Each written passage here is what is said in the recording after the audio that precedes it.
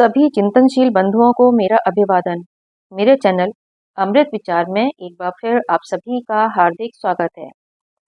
आज 15 अगस्त है। आज स्वाधीनता दिवस है।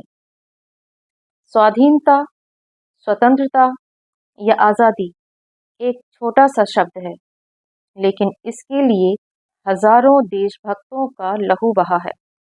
उन्होंने बलिदान दिया है, अपना सर्वस्व लुटा दिया देश के लिए, तब जाकर हमें स्वाधीनता मिली। स्वतंत्रता संग्राम की अनेक घटनाएं इतिहास में स्वर्णाक्षरों में लिखी हैं। उसी में से एक घटना की चर्चा आज हम करेंगे, काकोरी ट्रेन की घटना, जो बहुत ही महत्वपूर्ण है। अंग्रेजी शासन के विरुद्ध युद्ध को तेज करने के लिए काकोरी कांड का इतिहास भारतीय स्वतंत्रता आंदोलन में प्रमुख स्थान रखता है। काकोरी कांड स्वतंत्रता संग्राम के इतिहास में एक चिर स्मरणीय स्वर्णिम घटना है।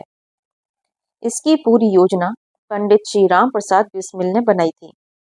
क्रांतिकारी आंदोलन चलाने के लिए धन एकत्र करने की दृष्टि से, भावनात्मक दृष्टि से तथा सरकारी खजाने पर कब्जा करने की दृष्टि से, और साथ ही भारतीय स्वतंत्रता संग्राम के क्रांतिकारियों द्वारा ब्रिटिश राज के विरुद्ध भयंकर युद्ध छेड़ने की इच्छा से हथियार खरीदने के लिए ब्रिटिश सरकार का ही खजाना लूट लेने की ऐतिहासिक घटना थी, जो 9 अगस्त 1925 को घटी। इस ट्रेन डकैती में जर्मनी के बने 4 माउजर पिस्तौल काम में लाए गए थे।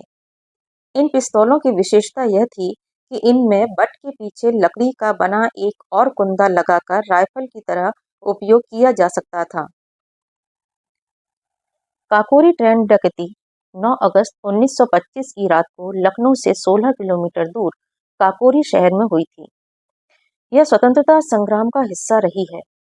इस ट्रेन को पंडित राम प्रसाद बिस्मिल, चंद्रशेखर आजाद, अशफाक उल्ला खां, राजेंद्र लाहिड़ी और रोशन सिंह आदि ने लूटकर अंग्रेजी शासन पर बड़ी चोट की थी। सरकारी खजाने को की लूट आलमनगर और काकोरी के बीच ट्रेन में होने की वजह से इसका नाम काकोरी कांड दिया गया। इसकी योजना 8 अगस्त को बिस्मिल जी के घर पर बनी थी, जिसमें 10 लोग शामिल थे। क्रांतिकारियों द्वारा चलाए जा रहे स्वतंत्रता के आंदोलन को गति देने के लिए धन की तत्काल व्यवस्था की जरूरत के लिए शाहजहांपुर में हुई बैठक के दौरान राम प्रसाद बिस्मिल ने अंग्रेजी सरकार का खजाना लूटने की योजना बनाई थी। क्रांतिकारियों का मकसद सरकारी खजाना लूटकर, जिस पर कि भारत की जनता का ही अधिकार था, उन पैसों से हथियार खरीदना, जिससे अंग्रेजों के खिलाफ युद्ध को मजबूती मिल सके। इस योजना का नेतृत्व पंडित राम प्रसाद बिस्मिल ही कर रहे थे। 9 अगस्त 1925 को काकोरी रेलवे स्टेशन से छूटी 8 down Saharanpur Lucknow passenger train को चेन खींचकर रोका गया और समूची लौह पथगामिनी पर धावा बोलते हुए सरकारी खजाना लूट लिया गया। बाद में अंग्रेजी सरकार ने उनकी पार्टी के कुल 40 क्रांतिकारियों को सरकार के विरुद्ध सशस्त्र युद्ध छेड़ने, सरकारी खजाना लूटने व यात्रियों की हत्या करने का प्रकरण चलाया, जिसमें राजेंद्र नाथ लाहिड़ी, पंडित राम प्रसाद बिस्मिल, अशफाक उल्ला खां तथा ठाकुर रोशन सिंह को मृत्युदंड की सजा सुनाई गई। 2 लोग सरकारी गवाह बन गए और बाकी लोगों को काला पानी की सजा दी गई। लेकिन चंद्रशेखर आजाद पुलिस की गिरफ्त से दूर रहे। 19 दिसंबर 1927 को फांसी दी गई थी। अधिकतर लोग हिंदुस्तान रिपब्लिकन एसोसिएशन, जो कि एक क्रांतिकारी पार्टी थी, उसके सदस्य थे। इस घटना के अभियुक्तों के बचाव के लिए गोविंद बल्लभ पंत की अध्यक्षता में एक समिति गठित की गई थी। इतिहास में इस घटना को काकोरी कांड के नाम से जाना गया, लेकिन उत्तर प्रदेश सरकार ने इस घटना के नाम में बदलाव किया। सरकार ने इन सभी को बलिदानी मानने के साथ ही इसका नाम काकोरी ट्रेन एक्शन किया। इतिहासकारों का मानना है कि अंग्रेज़ों ने उस घटना में शामिल क्रांतिकारियों को चोर लुटेरा बताया, जबकि यह कोई डकैती नहीं थी। घटना का मकसद भारत पर कब्जा करने वाले अंग्रेज़ों को कमज़ोर करना था, न कि उनका निजी कोई व्यक्तिगत लाभ। इसी कारण अब इस घटना को काकोरी ट्रेन एक्शन नाम से जाना जाता है। उत्तर प्रदेश सरकार ने बीते वर्ष ही काकोरी कांड का नाम बदलकर काकोरी ट्रेन एक्शन कर दिया है। पंडित राम प्रसाद बिस्मिल के बलिदान से आहत क्रांतिकारी भगत सिंह ने जनवरी 1928 की कीर्ति पंजाबी मासिक में विद्रोही छद्म नाम से एक लेख में इस बात का जिक्र किया कि फांसी पर ले जाते समय बिस्मिल जी ने बड़े जोर से कहा, वंदे मातरम, भारत माता की जय, और शांति से चलते हुए कहा, मालिक तेरी रजा रहे और तू ही तू रहे, बाकी न मैं रहूं न मेरी आरजू रहे, जब तक कि तन में जान रगों में लहू रहे, तेरा ही जिक्र और तेरी जुस्तजू रहे।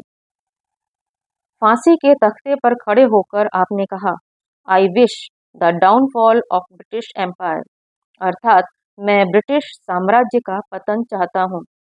और उसके पश्चात एक शेर कहा, अब न अहले वलवले हैं और न अरमानों की भीड़, एक मिट जाने की हसरत अब दिले बिस्मिल में है। आज के दिन मैं बिस्मिल जी की रचनाओं के कुछ चुनिंदा अंश प्रस्तुत कर रही हूँ। इलाही खैर वो हरदम नई बेदात करते हैं, हमें तोहमत लगाते हैं जो हम फरियाद करते हैं। ये कह कहकर बसर की उम्र हमने कैदे उल्फत में, वो अब आज़ाद करते हैं, वो अब आज़ाद करते हैं। सितम ऐसा नहीं देखा, जफ़ा ऐसी नहीं देखी, वो चुप रहने को कहते हैं जो हम फरियाद करते हैं। ये मातृभूमि तेरी जय हो, सदा विजय हो, प्रत्येक भक्त तेरा सुख शांति कांतिमय हो।